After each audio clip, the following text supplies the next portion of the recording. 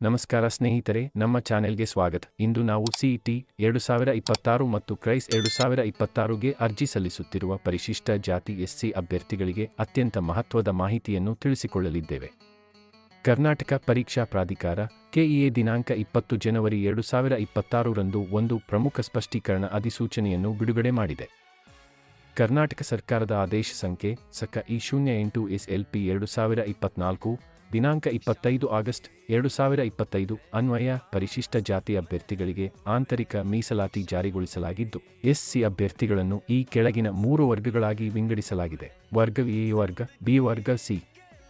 ಈ ಹಿನ್ನೆಲೆಯಲ್ಲಿ ಸಿಟಿ 2026 ಮತ್ತು ಕ್ರೈಸ್ 2026ಗೆ ಅರ್ಜಿ ಸಲ್ಲಿಸುವ ಎಲ್ಲ ಎಸ್ಸಿ ಅಭ್ಯರ್ಥಿಗಳು ತಮ್ಮ ಸಂಬಂಧಪಟ್ಟ ತಹಶೀಲ್ದಾರರಿಂದ ವರ್ಗ ಎ, ವರ್ಗ ಬಿ, ವರ್ಗ ಸಿ ಎಂದು ಸ್ಪಷ್ಟವಾಗಿ ಮುದ್ರಿತವಾಗಿರುವ ಹೊಸ ಜಾತಿ ಪ್ರಮಾಣಪತ್ರವನ್ನು ಪಡೆಯಬೇಕು. ಆ ಜಾತಿ ಪ್ರಮಾಣಪತ್ರದಲ್ಲಿರುವ ಆರ್.ಡಿ ಸಂಖ್ಯೆಯನ್ನು ಮಾತ್ರ ಆನ್ಲೈನ್ ಅರ್ಜಿ ನಮೂನೆಯಲ್ಲಿ ನಮೂದಿಸಬೇಕು ಎಂದು ಕೆಇಎ ಸ್ಪಷ್ಟಪಡಿಸಿದೆ.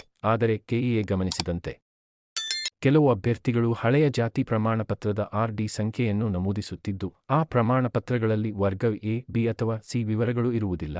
ಇದಕ್ಕೆ ಕೆಇಎ ಸ್ಪಷ್ಟ ಸೂಚನೆ ನೀಡಿದ್ದು, ವರ್ಗ ಎ, ವರ್ಗ ಬಿ ಅಥವಾ ವರ್ಗ ಸಿ ಎಂದು ಮುದ್ರಿತ ಆರ್.ಡಿ ಸಂಖ್ಯೆಯ ಜಾತಿ ಪ್ರಮಾಣಪತ್ರವನ್ನು ಸಲ್ಲಿಸಿದ ಅಭ್ಯರ್ಥಿಗಳನ್ನು ಮಾತ್ರ ಸಂಬಂಧಿತ ವರ್ಗದಡಿ ಸೀಟ್ ಹಂಚಿಕೆಗೆ ಪರಿಗಣಿಸಲಾಗುತ್ತದೆ. ಸರಿಯಾದ ಆರ್.ಡಿ ಸಂಖ್ಯೆ ನಮೂದಿಸದಿದ್ದರೆ ಆ ಅಭ್ಯರ್ಥಿಯನ್ನು ಆಂತರಿಕ ಮೀಸಲಾತಿಗೆ ಪರಿಗಣಿಸಲಾಗುವುದಿಲ್ಲ. ಅವರು ಪರಿಶಿಷ್ಟ ಜಾತಿಗೆ ಸೇರಿದವರಾದರೂ ಸಹ. ಆದ್ದರಿಂದ ಎಲ್ಲ ಎಸ್ಸಿ ಅಭ್ಯರ್ಥಿಗಳು ನವೀಕೃತ ಜಾತಿ ಪ್ರಮಾಣಪತ್ರ ಪಡೆಯುವುದು, ಅದರಲ್ಲಿ ಆಂತರಿಕ ಮೀಸಲಾತಿ ವರ್ಗ ಮುದ್ರಿತವಾಗಿದೆಯೇ ಎಂದು ಪರಿಶೀಲಿಸುವುದು, ಸರಿಯಾದ ಆರ್.ಡಿ ಸಂಖ್ಯೆಯನ್ನು ಅರ್ಜಿಯಲ್ಲಿ ನಮೂದಿಸುವುದು ಅತ್ಯಂತ ಅಗತ್ಯವಾಗಿದೆ. ಹೆಚ್ಚಿನ ಅಧಿಕೃತ ಮಾಹಿತಿ ಮತ್ತು ನವೀಕರಣಗಳಿಗಾಗಿ ಯಾವಾಗಲೂ ಕೆಇಎ ಅಧಿಕೃತ ಜಾಲತಾಣವನ್ನು ಮಾತ್ರ ಪರಿಶೀಲಿಸಿ. ಈ ಮಾಹಿತಿ ಉಪಯುಕ್ತವಾಗಿದ್ದರೆ ದಯವಿಟ್ಟು ಲೈಕ್, ಶೇರ್ ಮತ್ತು ಸಬ್ಸ್ಕ್ರೈಬ್ ಮಾಡಿ. ಧನ್ಯವಾದಗಳು.